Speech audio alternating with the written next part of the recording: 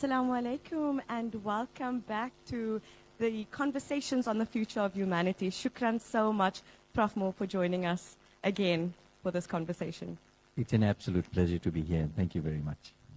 Yes, so actually, thinking through what the future of humanity would mean, there are certain things that we've spoke about before actually coming live. And the first thing I want to look at actually, yesterday you spoke about the faults of the rule-based world, what those faults were. And if we think about the blatant lack of action that we've seen now, with the most documented case of genocide in Gaza, does that compromise the institutions of the ICJ, the institutions such as the UN? And, something that I thought about is this quote by the black activist Angela Davis. And she says, walls turned sideways are bridges. That just got me thinking, if these institutions in the post-World War II era, if these institutions are to collapse, does that give us an opportunity to reimagine a greater future, institutions that would be serving us more equitably? Yeah, I think the world is in a serious state. I agree with you entirely. And if anything, of course, this is the most horrific genocide that we've seen in recent times. But it has also brought a benefit, without sounding morbid. And the benefit is that it is changing the tide of international opinion. I mean, as a youngster in high school and early university days, I read a lot about the Israel-Palestine issue, but I read it in organs like Crescent and other newspapers which were really, really limited and confined to Muslim communities. Today the whole world is talking about it. And that is something we should celebrate. And that people are seeing this occupation, this settler occupation, for what it is. So that is particularly important. Now, how do you change the rules-based world? I mean, there are many people who have analyzed this. And we have to understand that we live in a neoliberal world. And without actually having an alternate economic structure globally, right? That's one issue. And how is that going to happen? There was a period when the Marxists thought they had the answer to it, but that didn't work. That fell away. So there have been lots of theories about how to bring about an equitable world, right? As a scientist, I know that in the 20th century and even in this early 21st century, we've progressed so much. We've got a James Webb telescope that's 1 million miles from Earth, right? And focused on the early universe. And the way it was launched and the way it was directed there, once it left the Earth, if anything went wrong, $10 billion were gone. And it reached its destination and it's doing exactly what it was meant to do. We've progressed so much. But have we learned to live with one another? We haven't. I mean, you know what happened in the 20th century. There was a Holocaust. There was apartheid. There was Bosnia-Herzegovina. There was the Rwandan genocide. There is something about us human beings that can't just get it right and live together. And it's being so apparent now in this conflict with the dehumanization. Even just before this conflict, when the Ukraine conflict started, they were on national television, people were saying, we must support Ukraine because they are like us. They're not Iraqis and they're not Palestinians. What does that mean? What about the ideas of a common humanity? And how do we actually start that conversation? And how do we actually start thinking in terms of human beings, not races? Those are particularly important issues. Now, I just want to say one more thing, because I think you've asked a very interesting question. And as I've said, I'm a medical scientist, right? And throughout my career, for most of it, as an undergraduate, as a postgrad, we were taught the body and the functions of the body It was structure and function. So we knew every part of the brain, but we knew nothing about the mind. We knew nothing about human behavior. I mean, we had sort of psychologists talking about human behavior, but the argument about whether there is a mind, a non-material mind in a material body, is that debate is still raging today. Okay? But there are scientists looking into emotions, into feelings, into consciousness. And we're living in a very exciting time, right? And what we need, perhaps, is a scientific analysis of why we live in such a racist and unequal world, where people are dehumanized, where people are spoken of in derogatory terms. Okay? Now, some people suggest that when human beings appeared on this earth, for a long period we were hunter-gatherers. And a hunter-gatherer protected his space and his family, and anybody who encroached on that space was the other, and needed to be killed or needed to be harmed for his own protection. Was that the basis of why we think like that today, where we see someone of a different culture, of a different religion, with a different language, we see that person as the other? Yeah. We see that person as somebody to exploit, rather than actually sharing a common humanity with that person. So you're raising some very serious questions. I have to say to you that I celebrate the fact that we're exploring these questions, but at the same time, we haven't come far enough. Actually, what you bring up about Ukraine and, the West completely backing, the people of Ukraine. They are welcome in all the states. In Germany, people have opened up their homes to them. There's an extreme humanization versus a dehumanization that we see of the global South. And, you also brought up this idea of the other. And it just, it makes me think of Edward Said. Yes, of course, yes. And his theory of Orientalism. Yes, sure.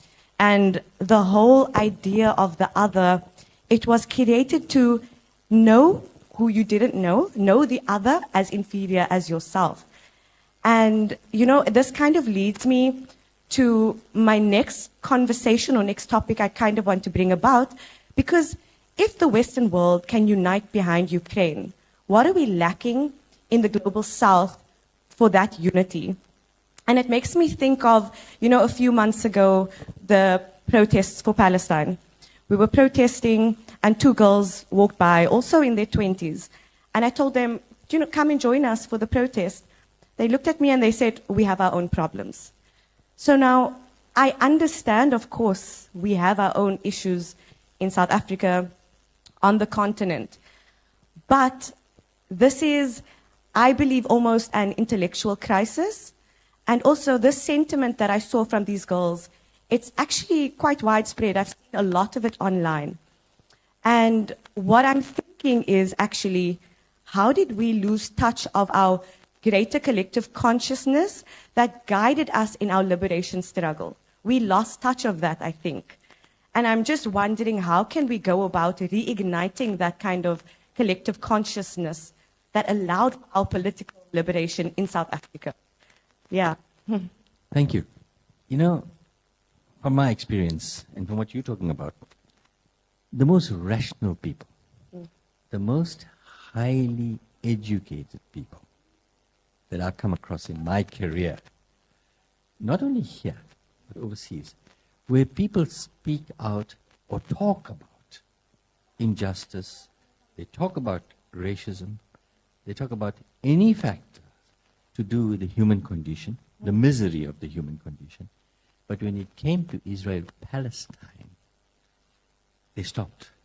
They wouldn't actually consider it. Now, why is that? Right? And it can only be because the powers that be, the people who rule the world, who control the media, who actually guide the thinking of the rest of the world. Okay? Now, if you look at it very closely, they always talk about a Judeo-Christian civilization.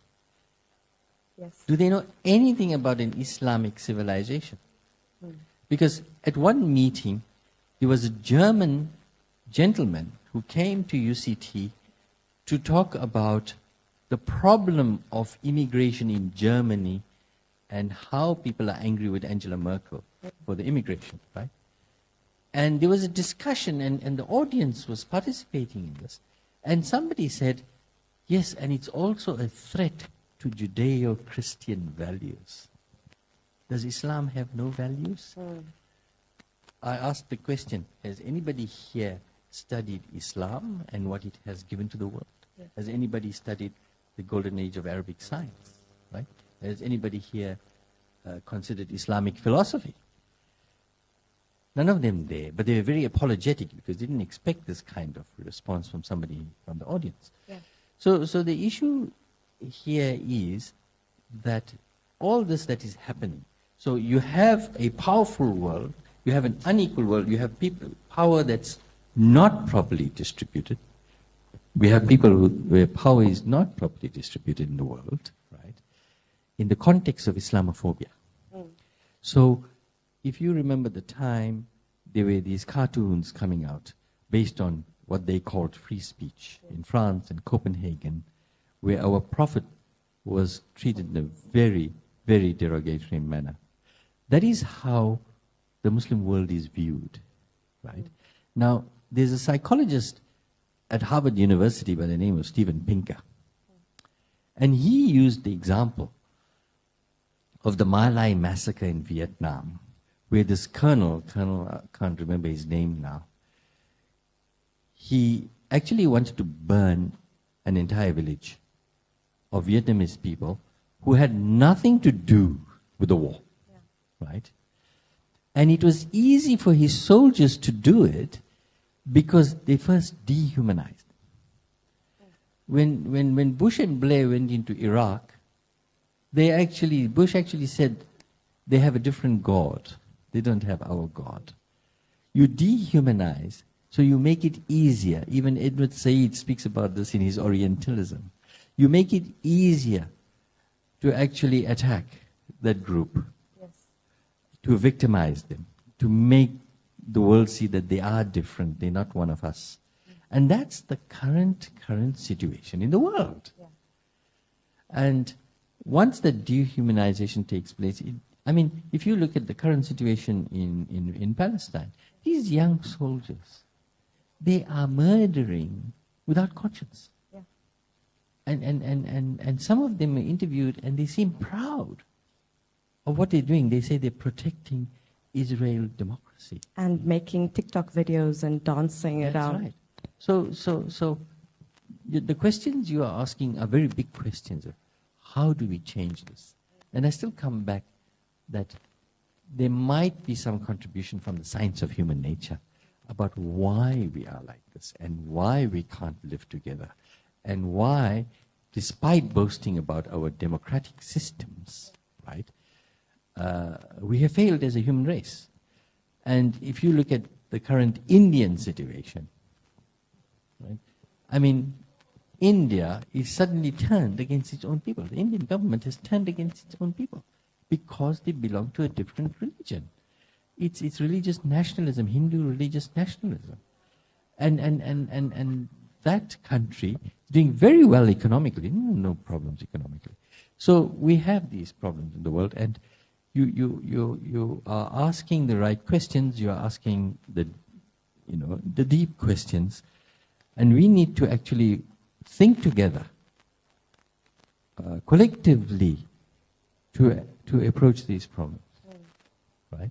Now, I'm very proud that I live in South Africa, and I'm a South African, and I'm very proud that my first president was Nelson Mandela, who understood these issues. Yes. And he called out against injustice wherever he was. And he said to the Western world, your enemies are not my enemies. Right? And those were particularly important statements. And unfortunately, he wasn't with us for very long. But as we said yesterday, we are lacking leadership. And the world, the part of the world, the Western world that colonized us, is still in some way or the other trying that colonization attitude with the rest of the world. 100%. I want to go back to what you said about our first president for democratic South Africa, Nelson Mandela. And in June 1990, just a few months after he was released from prison, he was invited to the United States. And he was basically interrogated about his relationship with other leaders or freedom fighters like Cuba's Fidel Castro. And when he was interrogated with it, you mentioned a brief part of it. Yeah. I want to read it. One of the mistakes some political analysts make is to think that their enemies should be our enemies. Our attitude towards any country is determined by the attitude of that country to our struggle. So essentially what this is saying is that the systems of oppression that we see the world over are interconnected. And they really have one common denominator, which is imperialism, colonialism. On the flip side, struggles for freedom, liberation movements are also interconnected, and they reinforce each other. So what this leads me to think about is, do you think, we had the political will as a South African, the country, to actually take Israel to the International Court of Justice? And I'm wondering, did this political will have something to do with the sentiment of our president, former President Nelson Mandela? I have no doubt about that. And I am actually very proud to be South African. Mm. And I thought what they've done was brave and admirable. What disappoints me is South Africa was the only country that took the initiative to do this, right? Yeah. Now, there have been a few noises from Belgium, Ireland, and Spain, but nothing concrete has come from them. Why do they hesitate? Is it because they're worried about profit, making profits, right? If you consider that Israel is geostrategically extremely important, it's plonk right there in the middle of the Middle East, which is the oil-rich region of the world, right? So the consideration is primarily profit-making, right? And what is actually the hassle? Because there is not a single Arab state, not a single Muslim Arab state that has raised a finger against Israel. In fact, they're still dying for all this to be over so they could sign the Abraham Accords. That is what our world has come to, right? So the thorn in their side is the Palestinian question. Okay? And now you've got this right-wing government. You've got this right-wing government which is committing this genocide. What they really intend to do is wipe out the whole of Gaza. They don't mind that, or push them into Egypt, and then Gaza is ours, and so we've got it, and then we can just focus on the West Bank and get that completely done. And that is the thinking. So it is a very, very worrying situation. And I was thinking as I was driving here, I had this thought that after the Second World War, the Allies, they had the Nuremberg trials trying to bring to book the perpetrators of Nazism in Germany. What is going to happen to the current leadership of Israel? Okay. I mean, that's a very important issue for me. Because if we're thinking of justice, and if we're thinking of social justice, if we're thinking of political justice, if we're thinking of economic justice, and how justice should be distributed throughout the world, there have to be consequences for these actions. They are absolutely horrendous actions. Right? And I think, conversation you asked, can Africa be the leader? Right? Well, look, we have a democracy here. It has its problems, right? Now, to what extent is this democratic principle has it spread across the continent? is a question we have to ask. We do have a lot of problems in African countries.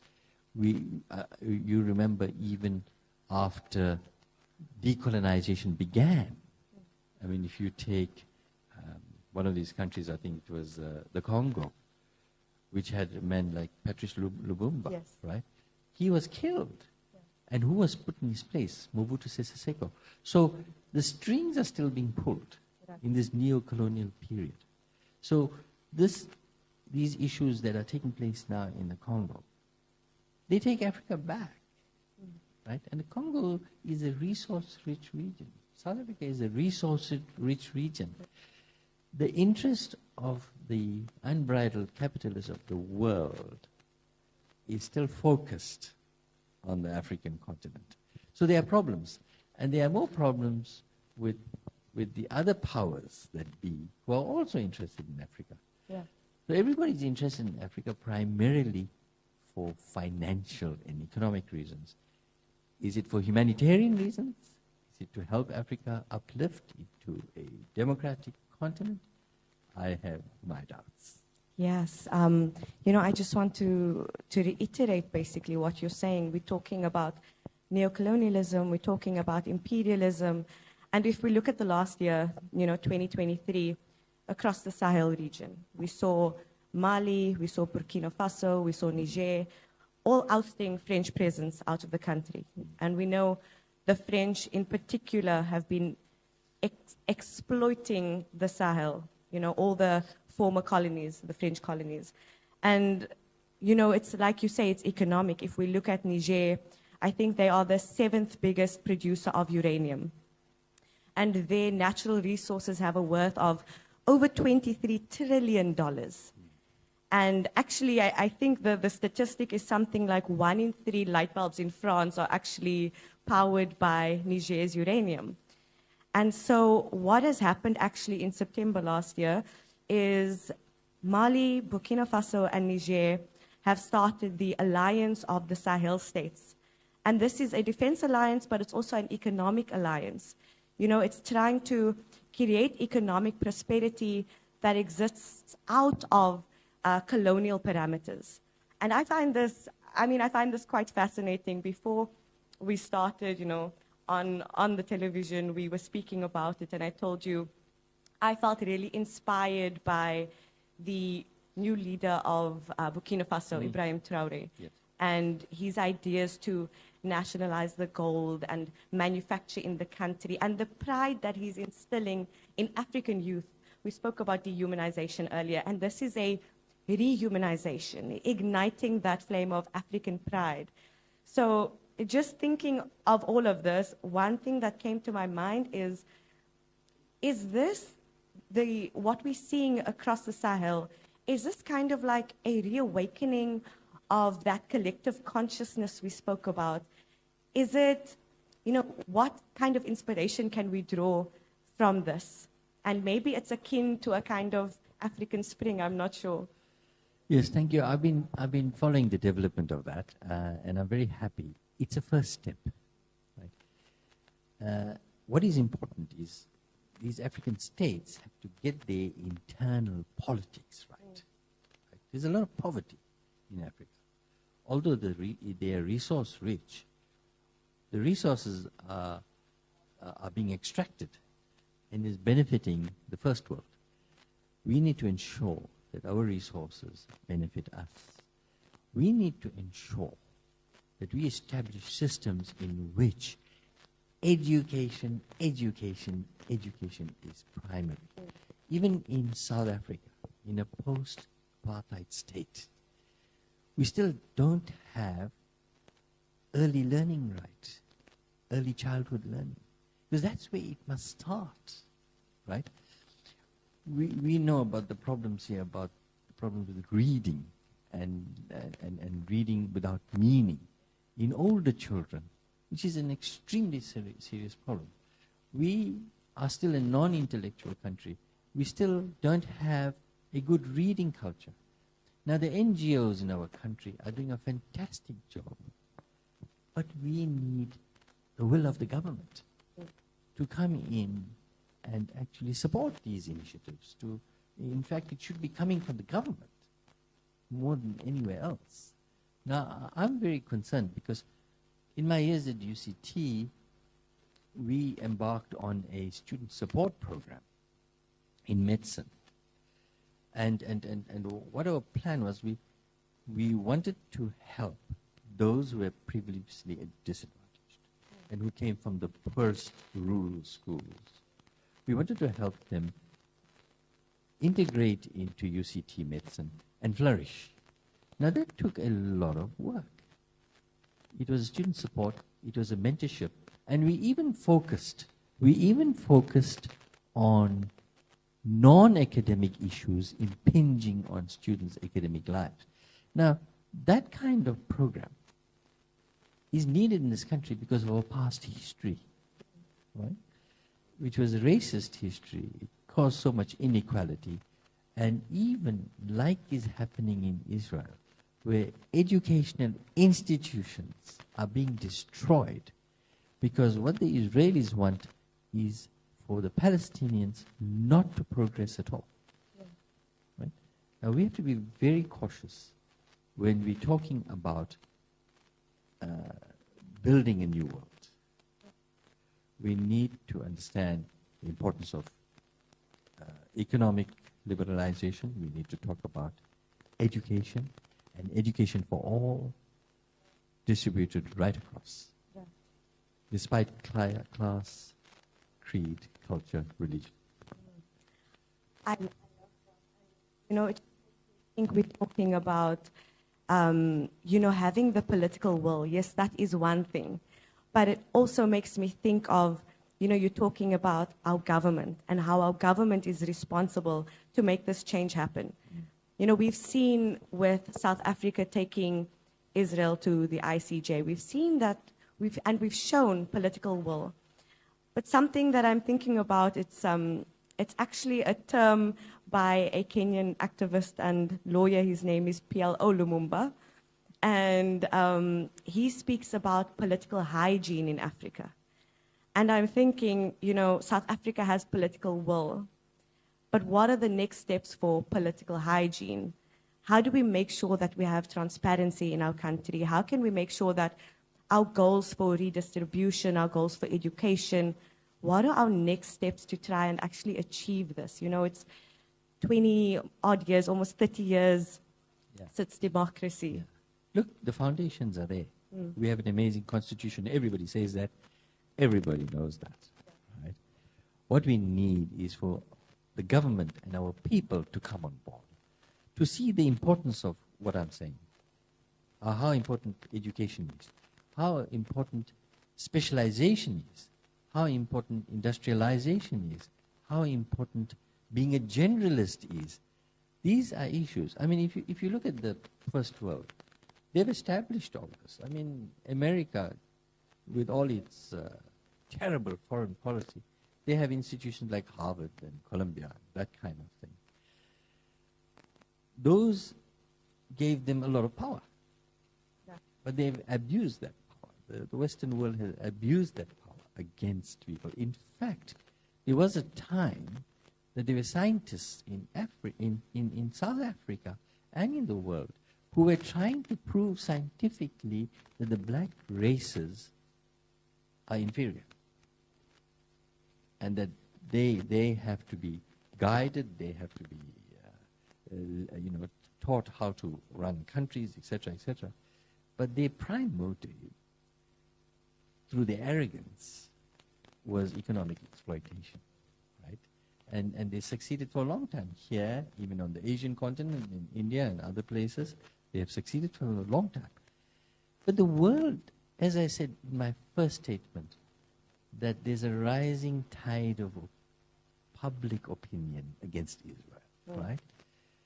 There is a rising tide of people who are asking questions as to why is this world so unequal, right? And why is it that the victims of anything, of neoliberalism, of any attitude that comes from the West, the victims are usually people of a different religion, culture, race. Yes. So those questions are being asked. But we need a certain amount of expertise to take the energy that those questions are creating, right? And to guide them through into proper systems, into proper institutions, so that we can develop to our full potential without the dependence, right, on the First World War, if I can use that term, just for the sake of conversation. So we're going to become absolutely independent. We're going to think for ourselves, and we're going to look after ourselves. That is of primary importance. It really makes me think about how everything, what is tangible and what is not tangible. The economics, but also the theory. So when we're talking about putting an end to neocolonialism, becoming more economically independent, all of that goes alongside education and knowledge. And I think perhaps the problem in how we've entered a sort of intellectual crisis since, in the post-apartheid era, is that we have continued to only consume knowledge. We are consuming knowledge from the West, but where is our production of knowledge? Yeah. And I think that, of course, it begins with instilling a confidence and a love for reading, a love for knowledge in the youth, but then fermenting that and making sure that as we grow up, as we enter university, that you are actually producing knowledge that aims to humanize and the people of the global South, as opposed to allowing us to be dehumanized by the knowledge of the West. Yes. We've had these very interesting discussions at UCT, and I was there when the Forest protests were taking place. I must say, one of the main grievances, they always say to me, Professor, we feel alienated on this campus. Now, I've had lots of experience. My whole career was immersed in student activity, in the residences and in the academic sphere, right? So I had a lot of experience, and I was teaching in both the undergraduate and postgraduate fields, right? And so we did a lot of mentoring, and I want to say at the outset that in the process of that mentoring and supporting of the disadvantaged student, I enriched my life.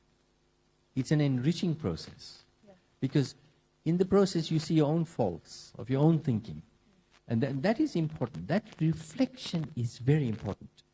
And I agree with you, we shouldn't only be consumers of knowledge. We should generate knowledge. And I am a person with enormous prejudices, and my main prejudice is I feel that scientific education, right, is particularly important.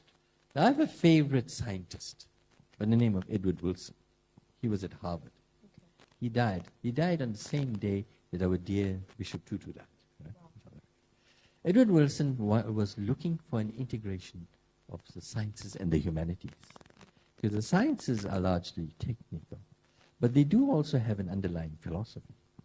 And if they could integrate in a proper way with the humanities, that is the way to go into our future. And on the educational front, again, because I am an academic, I believe that to answer the big questions in this universe, whether they are political questions or questions about the cosmos or questions about humanity, right? We need multidisciplinarity. Now, if you look at educated people today, I worked in the Department of Surgery for 40 years. I mean, I knew excellent surgeons. They were so super specialized, they could pull out your gallbladder with one hand behind their backs. They were absolutely brilliant. Right? But if one of them were expected to be a leader of a country or a leader of a community, they don't have the knowledge. They're not prepared for that because they're very specialized, but they're not generalists. So we need to question our education systems as to what are we producing and what are we producing for. If we are producing l- learned people, right, who have, whatever they are, economists, lawyers, scientists, medical specialists, whatever they are, if they have a common goal of improving the lives of their fellow human beings, in whatever way, then we have an education system that is moving in the right direction. And it's not impossible. Yeah. Wow. Okay. Amazing. I was just thinking, just on that also, if we have this sort of framework of humanity at the core of everything, that is our guiding principle. That is what can guide us in our education, in all our actions. And it just, something popped into my head while you were speaking, and it was about social media. And the role of social media, especially now with the genocide in Gaza, it's the most well-documented case of genocide. And it's because of social media. And a lot of people, whether they are actors, whether they are doctors, whoever they may be, whatever their background, they've spoken up against the genocide. Then you get some people criticizing them and saying, but you're a doctor or you're an actor. You don't know anything about politics, so don't, keep quiet. It's not your space. But I think this is exactly the kind of thing that we're trying to combat. And I think social media provides an opportunity to broaden our knowledge in the way that you speak about. Yeah. It's an opportunity, but it's also, there is also space there for things going wrong, like conspiracy theories. And I remember during the COVID epidemic, there were so many conspiracy theories going around. In fact, the Academy of Sciences in South Africa asked me and a colleague from a French university, a professor of physics, to do a document. And we went to all the experts in this country. We went to the historians to talk about the history of infectious diseases. We went to economists. We went to medical specialists. Him and I wrote a chapter in these books. And we were hoping that this document would go into the schools. It reached the Department of Education and went no further. So our system is lacking. It's lacking the will, and it's lacking the know-how of bringing education, which I think is a fundamental right, not only to school children, to everybody. Right? And I think that's where we should be asking the questions. Why are there so many obstacles in our path when we're actually doing this, when we're trying to do this, right? So I think those are very important questions. But again, I say, and I think many thinking people say, and I'm not being arrogant when I make that remark, that education is the way to go, but it's got to be properly handled, properly distributed. I'm thinking just about, we spoke about now the protests at UCT and, the Roads Must Fall movement and decolonizing education. And it makes me think of many things, actually two things in particular. On the one hand, if we look at the Congo again, like you spoke about, and actually the 23 trillion, that's actually the worth of Congo's resources, $23 trillion. And what's happening in Congo right now is we're seeing that there's a silent massacre happening. And this massacre is happening because Congo has the world's biggest reserve for coltan, which is used for our laptops, our smartphones, etc. So my thing is that this massacre is happening for these resources, right? And the reason it is happening is because there has been a lack of creating an economy based in the country that is for the people, that works for the people. Instead, the economy is directed completely externally for the West, to serve the West these resources. So this education and this building up of your country, changing the narrative, it's all related to theory, dehumanization, how is the world allowing something like this to happen? And it's because of the dehumanization, but it's also because there hasn't been a movement to create an economy out of the human resources of the people. There's no economic justice. Yeah. And people are prepared to kill to make a profit. And it's unfortunate that you talk about these resources, but the benefit is to somebody else. Yes. And I just want to come back, if you don't mind, to this question of education. And this is what I've been singing to my students until they were tired of it. I said to them, you know, there's a joy in learning. There's a joy in living a life of the mind. Right? Because your knowledge, nobody can take away from you. Right. But your money, they can take away from you. Right. Your material wealth can be taken away from you. But there's if we can actually spread this word and spread the attitude that it's worth living a life of the mind. And I used to celebrate the fact when I used to go to the graduation ceremonies at UCT, and I used to see a diverse community of students coming up to graduate, right, Yes. or to be capped or whatever. And I used to say, oh man, we actually got this right. But if I take my thinking further, what we've created are a whole lot of specialists who will go out into the world and who would actually practice their craft, okay? But the question is, and this is what I always used to say to them, that when I did my degree and went to work, right, that's fine. Because I was using my knowledge in chemistry and physics and biology to do a job, to earn a salary, right? But the modern student, the student today, cannot just go out into the world as a specialist and just to practice medicine and law. Yeah. They are being called upon to answer big questions about HIV/AIDS, about COVID, about economic injustice. And they have to contribute to those conversations. They have to contribute to any system or any effort to put those things right. So the nature of the educational enterprise is also changing. So we have hope. We have hope. But things are happening slowly. And all we can hope and pray that ultimately whatever benefits come out of knowledge production, Yes. knowledge generation, reaches the four corners of this world for the benefit of the entire humanity. Yeah. So we never, ever, ever have to see a situation like South African apartheid or the Holocaust or the Israel-Palestinian situation ever again. Yeah.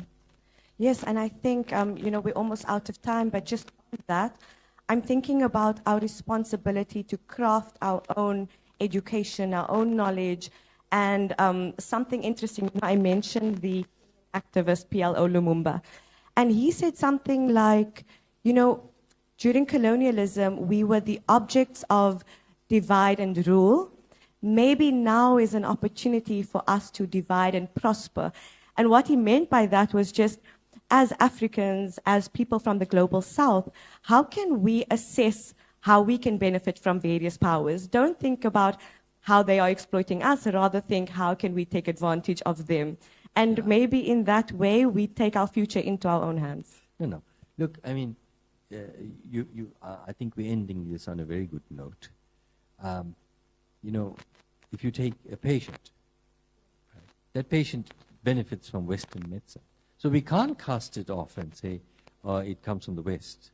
If you look at the history, Islam has given the world a real foundation for medicine and the sciences. Yes. So we got to think very clearly about these issues. There was a friend and I who used to discuss this when we were undergraduates, and he used to say to me, Mal, what do you want? What do you want to be? And I used to say to him, but at that time I didn't know what it really meant, but it sounded very nice. I want to have a universal mind. Yeah. I want to extract the benefits from the positive things about every culture in the world, right? to actually build my own mind and to be able to think independently. And I think that's the direction in which we need to go. I think we're out of time, but thank you so much. Absolutely beautiful. I think we are out of time, so thank you so much, Prof. Moore. And I think I will just end it off with a quote again. I started with Angela Davis. I want to end with her. And she says, I am no longer accepting the things I cannot change. I'm changing the things I cannot accept. That's wonderful. Thank you very much. Shukran. Assalamu alaikum.